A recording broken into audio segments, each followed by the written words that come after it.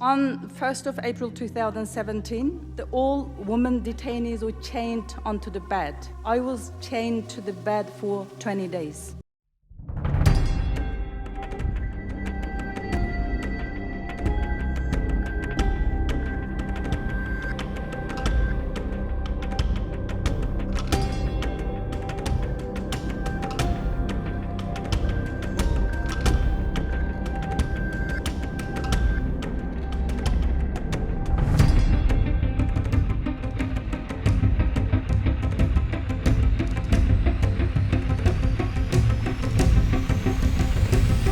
Welcome back, Red Talks. You already know where it is. Like, comment and subscribe. If you haven't, make sure you go over to the Spotify and check out the exclusive episodes we got on the Spotify.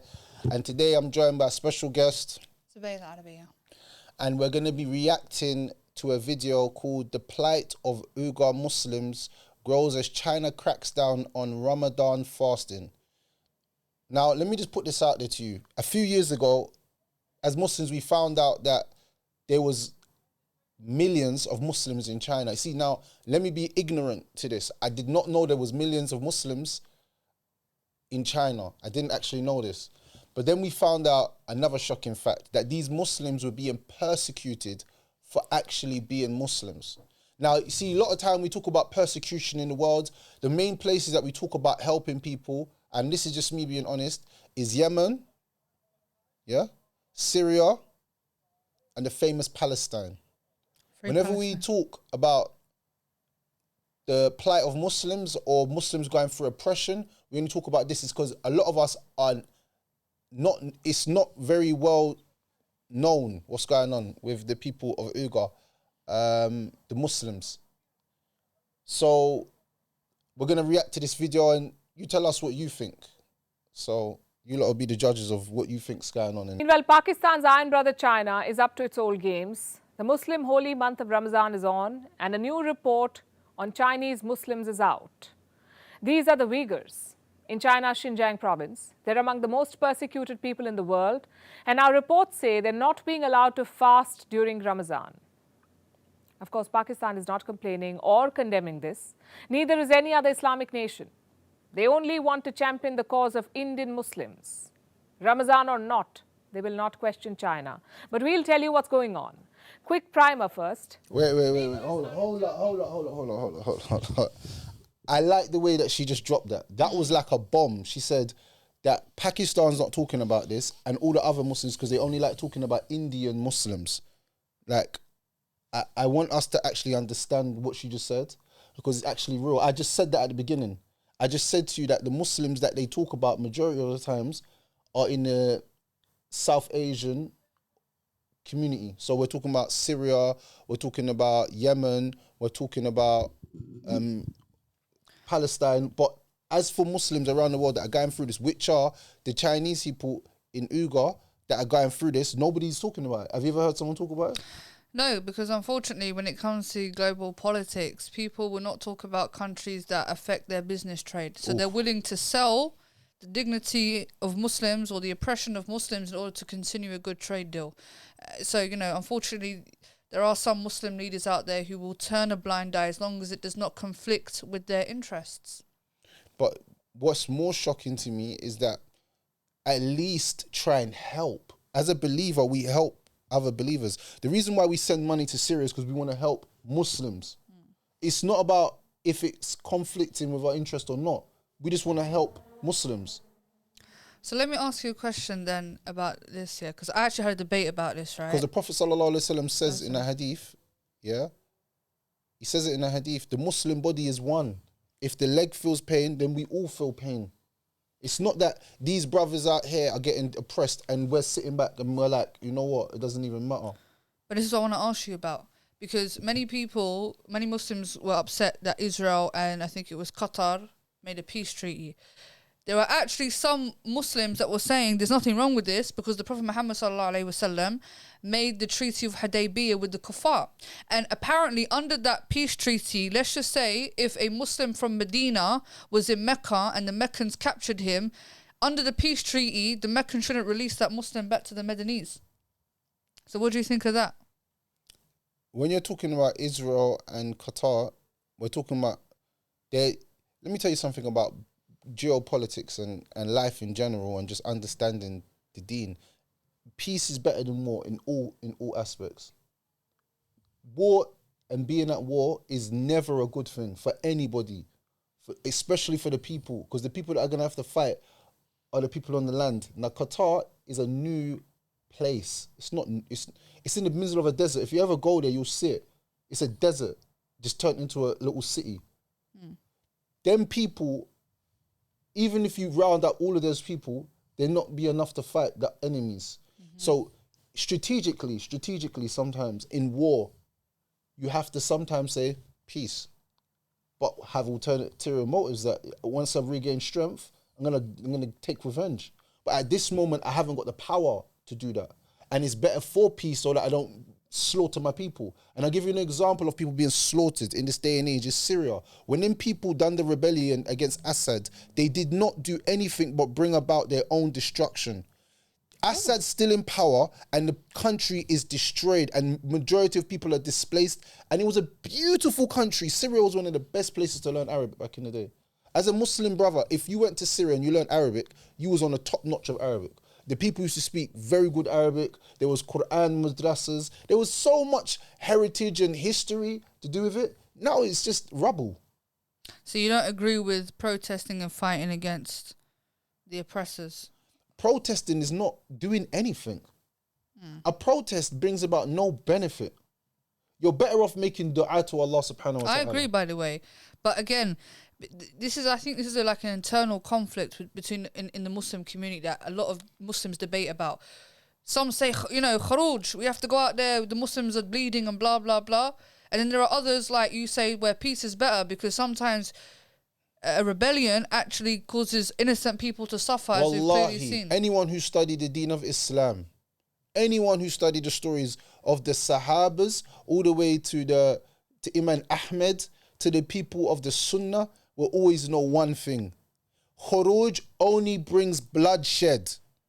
Even if the ruler is an oppressor and a kafir, and he's the worst of leaders, he's better off than leaving him in security than bringing about instability to the country.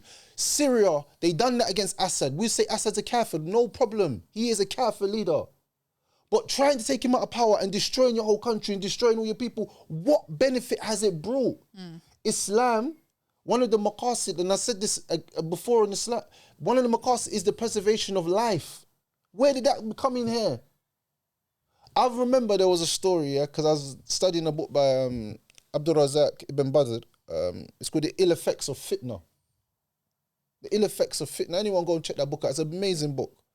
And at the beginning of the book, he was talking about, there was a story about Imam Ahmed and some young boys came to him and said, that ruler is a kafir, yeah? Because he says this, that about the Quran. We want to rebel against him. He said, no, don't do that.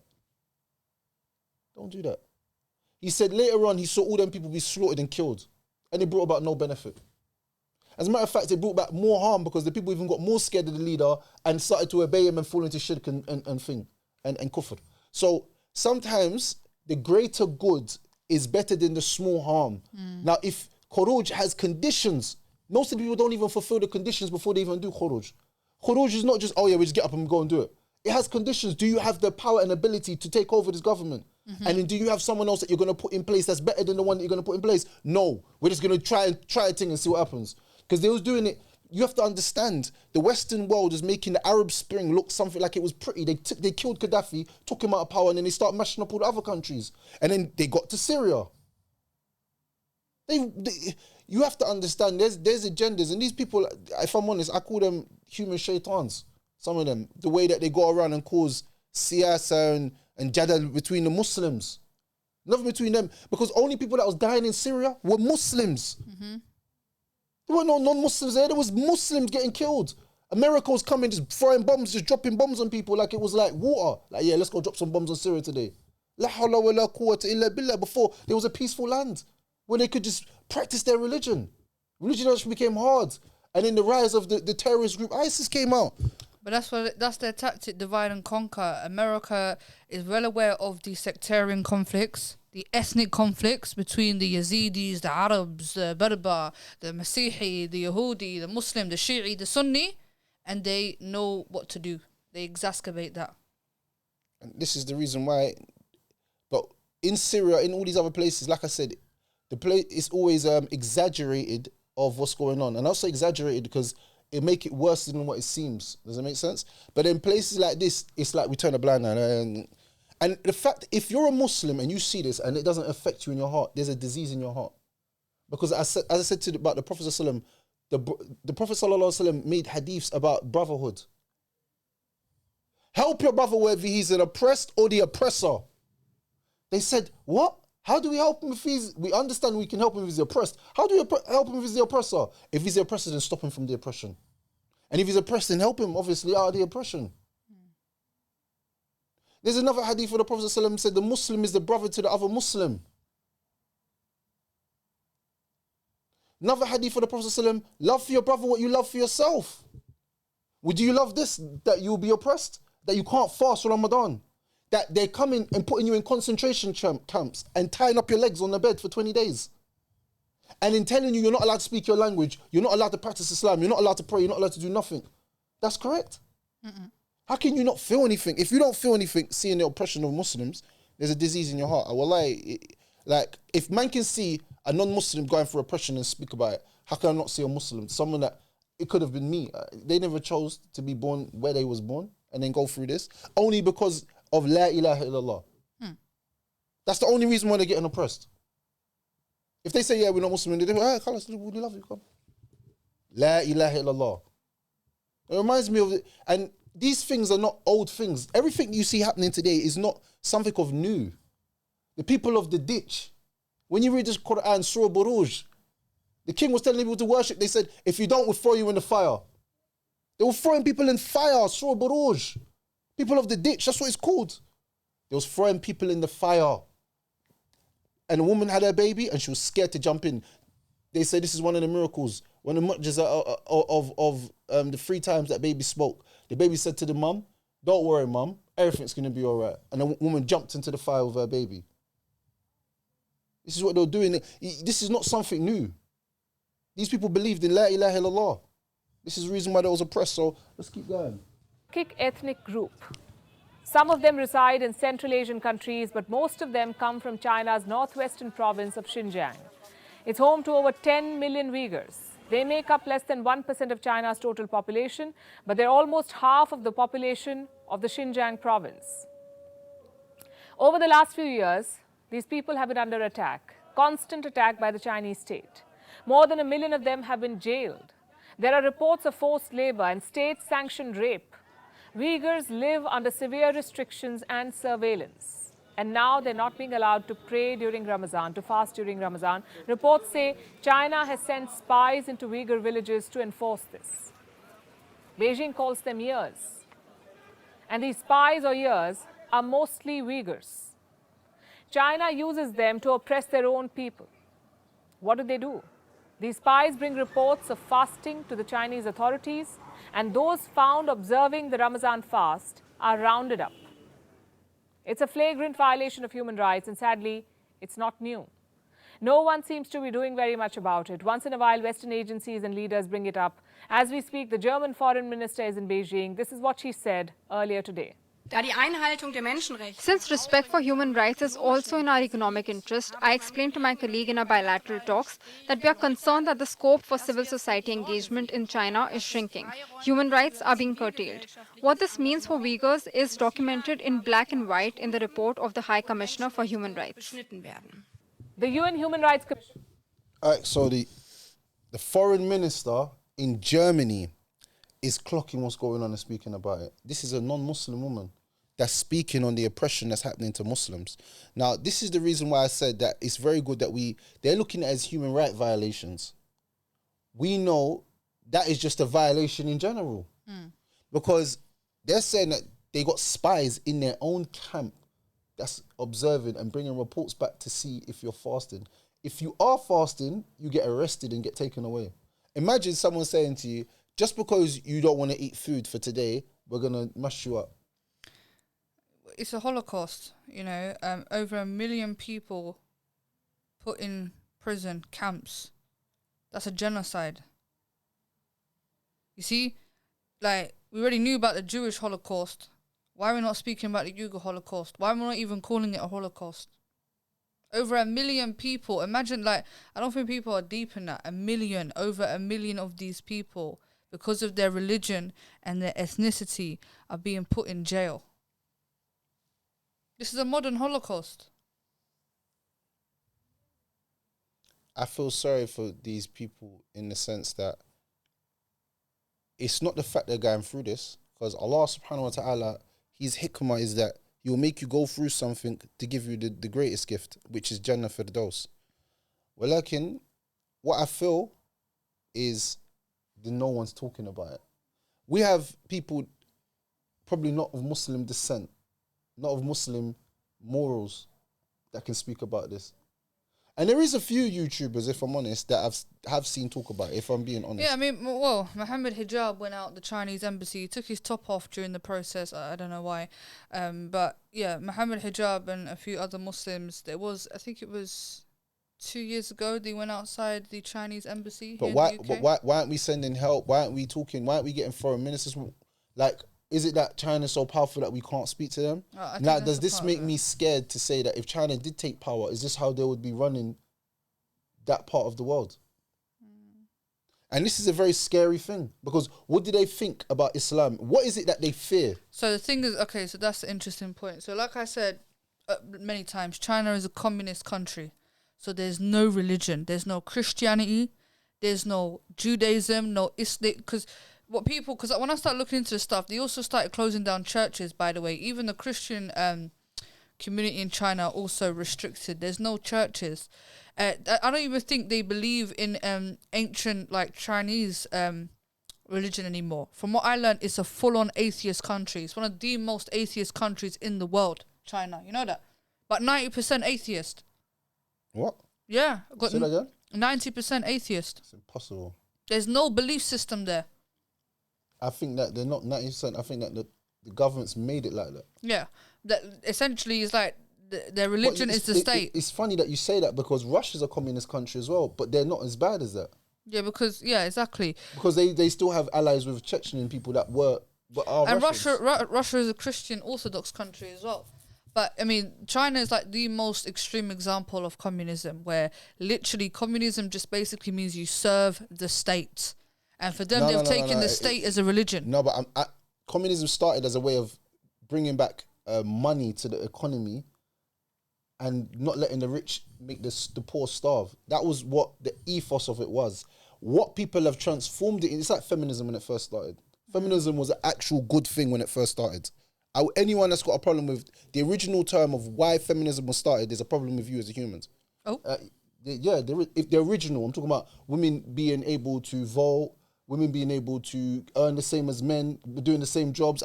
I feel like that's fair. That's not. I don't feel that's unjust, and I don't feel like that's crazy. You know what I'm saying? Feminism of today, it's a whole different thing. But I'm talking about the original feminism, the original suffragettes, those women that came with feminism. I would say that was a good cause. So communism started as a good thing, but as years have gone on and people have transformed it, they've put their own twist on what they want communism to be. Yeah, which what everyone does in the world anyway. I mean, yeah, it's transformed into things like cultural Marxism,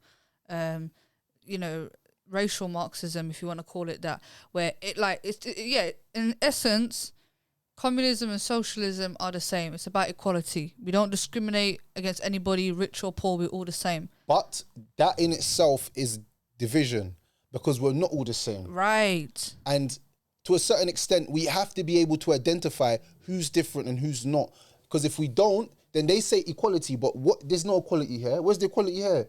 They're killing people because they believe in something. And these people have been there for centuries, you know. Because they want them to be the same. They're outcasts. You're religious, you're Muslim. No, we can't have that here. That's why they're attacking them. They're in their own province, yeah. They're in the Xinjiang province, meaning that they're not even in Beijing or in. They're like on a whole other side. They got their own. I think they border close Turkey. If 1 million people got arrested, can you imagine the population of those people? That's a whole village of. That's like a whole like, let's just say for argument, it's a whole city of just Muslims. That's what it basically is in China. So why can't they just live their lives? That's what breaks my heart. I mean, historically, this is what I've learned, right? There was some, what they trying to claim, some of these Uyghurs were part of, I think, Al-Qaeda. This is like early on. And then they say some of these same people joined ISIS. And what they're saying is there was some terror attacks that were done by some of these Uyghurs. This is their argument. Bruv, even if you look at the people, they remind me of people from like Uzbekistan and Kazakhstan and stuff like that. Wallahi, they look like them people. They all look the same to me. If you see a Kazakhstan person, and this is just my ignorance, but you would think that they're the same. Do you make sense? Let's finish. Commission released a report last year. It talked about mass arbitrary detentions, torture, cultural persecution, family separations, forced labor and sexual violence. And this has been going on for years. Beijing has been going after Uyghurs since at least 2017. That's when China began rounding up Uyghurs and putting them into concentration camps. China calls them re-education and training camps. It says people were sent there to these camps to prevent radicalization. But those who survive and escape have horror stories to tell. Here's one such. On 1st of April 2017, all women detainees were chained onto the bed. I was chained to the bed for 20 days. The first they shackled my feet and then they detained. The women's condition in the detention centers are horrible. All women are shackled and our language of Uyghur will prohibit to speak. Does that sound like re-education and training to you? A former Human Rights Watch chief described the situation like this. So, for example, even today in the Xinjiang region of China, where the Chinese government is detaining, 1 million Uyghur Muslims to force them to abandon their religion, their culture, and their language. That's, one of the biggest crimes against humanity being committed today. Forced to abandon their religion, culture, and language, he says. The camp survivor earlier said she was not allowed to speak her language. And now reports say they're not being allowed to fast during Ramadan. If this isn't cultural genocide, I don't know what is. The Chinese are killing the Uyghur identity. The dominant ethnic group in China is called the Han Chinese. The Uyghurs are being forced to assimilate, to adopt the dominant Han Chinese way of... Pause it. Right, listen to what she said, yeah? So I was live on YouTube once, yeah? And he was having a discussion about the Chinese, yeah? And one of these guys, I don't know if he's a conspiracy theorist or whatever, yeah? See, with the Chinese people, how did China come about? It was colonized by what she said, the Han people. So they're a specific ethnic group, right? They're like tribesmen. They're the ones who colonized China. And like she said, they are the dominant group of China. Now, this guy that came onto my show, he said that the Han people have a plan for 2040 to spread their seed around the world. Right? I know that sounds conspiratorial, but like she said, they want the Uyghurs to adapt to the Han way of life. Because she said the Han people are the dominant people of China. So I think we need to explore that, what these Han people want. Because the Hans, they're the ones that are doing this. So let's find out, because I like to research. So they're talking about Han people. Type in Han Plan 2040. This is what the guy said, yeah. The Han Plan 2040. I don't know if it's a conspiracy theory. HAN Plan 2040. Apparently there's something that... You ain't never going to find out, especially not on Google. Alright, that's so mad. Type in the Han people China. Let's just see who they are. This guy came onto my show. He started talking about the Hans. Han people. Chinese. The Han Chinese are ethnic group. The Han people, read. The Han people, traditional Chinese, are ethnic group, are an East Asian ethnic group native to China. They are the world's largest ethnic group, making up about 18% of the global population. Han people comprise various subgroups speaking distinctive varieties of Chinese languages. The estimated 1.4 billion Han... You know what, yeah? Somebody said, you see Ya'juj and Ma'juj? They're saying it's these men. You know what? There are actually some conspiracies that say Ya'juj and Ma'juj, that's in the Quran, the two tribes, they're saying it's these Chinese guys. I don't know, man. I wouldn't. 1.4, the largest ethnic group in the world, 1.4 billion people.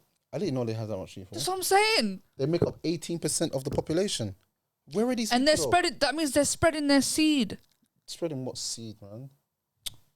Of course they are. This is why China had to do a one-child policy. Not at one point, China said you can only have one child.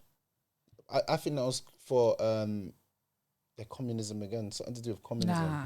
They've always got a plan. But anyway, let's finish watching this video. That's crazy. We're going to do some research on the Han. Yeah, we got to do some research.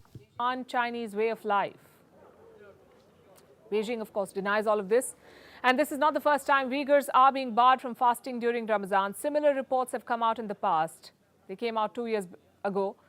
Those under 65 years of age were not allowed to fast then. This time, apparently, there's a blanket ban. But who will question China?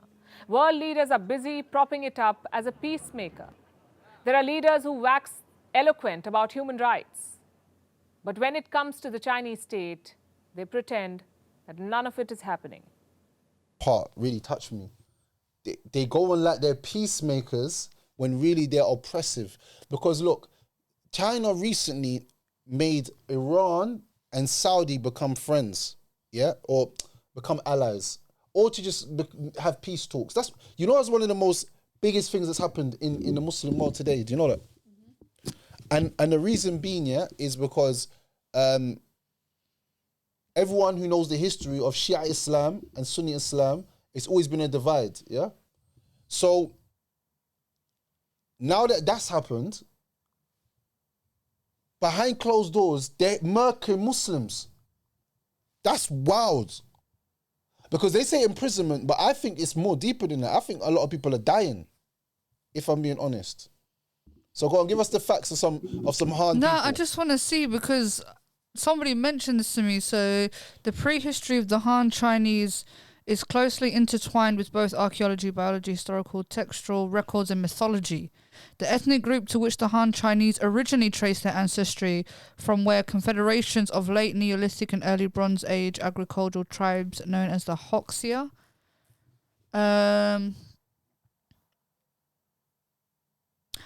Yeah, I think this might have to be a separate video, because somebody actually came on and said, like, there is this conspiracy theory about the Chinese or the Hans who are trying to spread their seed or take over the world or something. But look, when you typed in, go to the top. So when you typed in Han people 2040, so when you typed in Han people 2020, the first thing that came up is China's ethnic cleansing could prevent 4.5 million Uyghur Muslims. What? There's something going on. China's plans to dilute southern Xinjiang Uyghur Muslims. That could be it. The Muslims are breeding, and then the Han are like, no, we can't have these people. No. We're not that we can't have these people, but we need to transform them into our ideologies. Lord knows the ideologies they're teaching them away from Islam. Because Islam will teach them the pure way of life. Here, look at, I think this is it. I think this is what the guy was talking about. Beijing plans a slow genocide in Xinjiang. Chinese officials' own words. In January, the US government determined China's actions in its northwest Xinjiang Uyghur Autonomous Region constituted genocide against its Uyghur ethnic minority population. 4 other national parliaments have since followed suit. These determinations were mainly based on evidence of systemic oppression of births since the United Nations 1948 Convention on the Prevention and Punishment of the Crime of Genocide. Some legal experts have questioned whether Beijing's atrocities against the Uyghurs meet the high threshold for a genocide determination.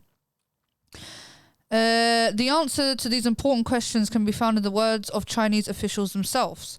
In an upcoming peer-reviewed publication, Central Asian Survey, prevents comprehensive and compelling new evidence based on published statements and reports from Chinese academics and officials. Their core message is straightforward. The Uyghur population as such is a threat that endangers China's national security. Its size, concentration and rapid growth constitute national security risks that must be mitigated if the region's terrorism problem is to be solved. Beijing has begun suppressing Uyghur birth rates to optimize ethnic population ratios for counter-terrorism purposes. In southern Xinjiang alone, where Uyghurs are concentrated, this would reduce population growth by preventing between 2.6 and 4.5 million births by 2040, likely shrinking the number of Uyghurs as a whole. Stop. So what did that guy say about 2040? That the Han people want to increase their lineage, and I need to, something like that. The Han's got a plan.